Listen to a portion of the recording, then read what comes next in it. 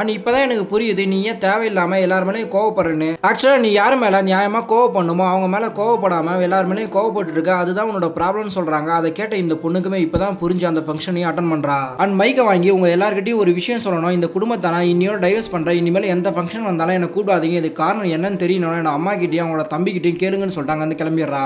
அதை கேட்ட அவங்க மாமா ஒரு ஃபங்க்ஷன் கூட பார்க்காம எல்லாரையும் அசிங்கப்படுத்திட்டு போறாளே சொல்லிட்டு அவங்க அம்மாவை திட்டுறாங்க. ஆனா அவங்க அம்மா அதை பார்த்ததுமே எல்லாரும் முன்னாடி செருப்பு கட்டி ஃபங்க்ஷன் கூட பார்க்காம அவங்க தம்பி அடிச்சிட்டாங்க. வந்து கிளம்பிடுறாங்க.